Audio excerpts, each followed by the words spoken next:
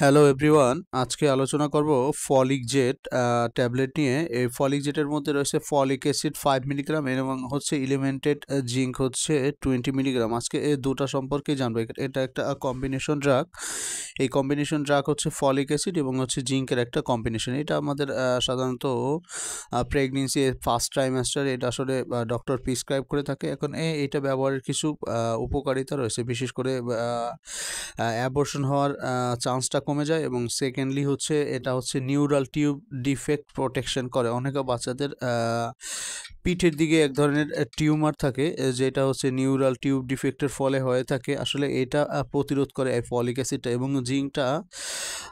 তার প্রেগন্যান্সি শুরুর পরে তার যে একটা ভমিটিং থাকে বা ক্লান্তি থাকে বা হচ্ছে একটা উইকনেস থাকে বা একটা মর্নিং যে সিকনেসটা থাকে, এটা আসলে বেসিক্যালি এই ফলিক অ্যাসিড এবং জিঙ্ক দুইটা কম্বিনেশন এই ড্রাগটা তাদের এইগুলা প্রিভেন্ট করে। ঠিক আছে, এবং জানবো এই ফলিক অ্যাসিড আমাদের আসলে শরীরে কী ধরনের কাজ করে এবং কি কি ক্ষেত্রে এই ফলিক অ্যাসিডটা ব্যবহার করা হয়ে থাকে সেটা সম্পর্কে বিস্তারিত আলোচনা করব এবং এর পার্শ্ব প্রতিক্রিয়া সম্পর্কে আলোচনা করব। প্রথমলি হচ্ছে ফলিক অ্যাসিড দেওয়া হয় অ্যানিমিয়াতে। ঠিক আছে, যাদের হিমোগ্লোবিন লেভেলটা কম থাকে এবং ফলিক অ্যাসিড ডিফিসিয়েন্সির কারণে যাদের এই অ্যানিমিয়াটা তৈরি হয় তাদের ক্ষেত্রে এই ফলিক অ্যাসিডটা দেওয়া হয় 5 মিলিগ্রাম করে, একটা করে 2 থেকে 3 মাস দেওয়া হয়। এবং কারো কারো ক্ষেত্রে ফলিক অ্যাসিডের কিছু অভাবজনিত লক্ষণ দেখা যায়, তাদের ক্ষেত্রে এই ফলিক অ্যাসিডটা দেওয়া হয়। কারো কারো আছে মেগালোব্লাস্টিক অ্যানিমিয়া ডেভেলপ করে, তাদের ক্ষেত্রেও এই ফলিক অ্যাসিডটা দেওয়া হয়।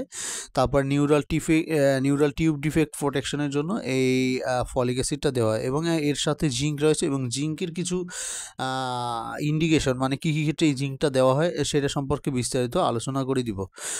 জিঙ্ক ডিফিসিয়েন্সি যখন থাকে, জিঙ্কের যাদের অভাব থাকে তাদের ক্ষেত্রে এই জিঙ্কটা দেওয়া হয়। এবং সিভিয়ার ডায়রিয়া, যাদের অতিরিক্ত মাত্রা লুজ মোশন থাকে, ডায়রিয়া হয়, তাদেরকে হচ্ছে এই জিঙ্কটা দেওয়া হয়। এবং ইমিউনো ডিফিসিয়েন্সি, যাদের রোগ প্রতিরোধ ক্ষমতা কম থাকে তাদের ক্ষেত্রেও এই জিঙ্কটা দেওয়া হয়। তারপরে হচ্ছে যাদেরকে প্রায় রিকারেন্ট কফ অ্যান্ড কোল্ড, যাদের প্রায় ঠান্ডা সর্দি কাশি থাকে তাদের ক্ষেত্রেও এই জিঙ্ক ট্যাবলেটটি দেওয়া হয়। তারপর হচ্ছে অনেকের দেখা যায় যে কোনো খাবারের টেস্ট পায় না, তাদের ক্ষেত্রেও loss of smell and taste, তাদের ক্ষেত্রেও এই জিঙ্ক দেওয়া হয়। তারপর হচ্ছে মেল প্রোস্টেট প্রবলেম, কারো কারো ক্ষেত্রে প্রোস্টেটের যাদের সমস্যা রয়েছে, প্রস্রাব আটকে যায়, তাদের ক্ষেত্রে এই জিঙ্কটা দেওয়া হয়। তারপরে কারো কারো হেয়ার লস থাকলে এই জিঙ্ক ট্যাবলেট দেওয়া হয়। এবং ডায়াবেটিস মেলাইটাস, যাদের ডায়াবেটিস কন্ট্রোল আসে না, তাদের ক্ষেত্রে জিঙ্কটা কিছুটা একটা ভূমিকা পালন করে। এবং অনেকের রিউমাটয়েড আর্থ্রাইটিস আছে, বিশেষ করে বাতজনিত ব্যথা আছে, তাদের ক্ষেত্রেও এই জিঙ্ক ট্যাবলেট ব্যবহার করে যেতে পারে। এখন আলোচনা করব ফলিক জেটের কিছু পার্শ্ব প্রতিক্রিয়া, অর্থাৎ কিছু সাইড এফেক্ট নিয়ে আলোচনা করব। এখন এই ফলিক অ্যাসিড গ্রহণ করলে কারো কারো একটু বমি বমি ভাব আসতে পারে এবং কারো বমি হইতে পারে এবং অ্যাবডোমিনাল পেইন, মানে হচ্ছে পেটে ব্যথা হইতে পারে। এখন এই ধরনের যদি কোনো লক্ষণ প্রকাশ পায় তাহলে দ্রুত চিকিৎসকের নিকট পরামর্শ করে এটা আসলে কন্টিনিউ করা যাবে কিনা অথবা বন্ধ করে দিতে হবে কিনা এটা সম্পর্কে সিদ্ধান্ত নিতে হবে। সবাইকে অনেক অনেক শুভেচ্ছা এবং অভিনন্দন জানিয়ে আজকে এখানেই শেষ করছি।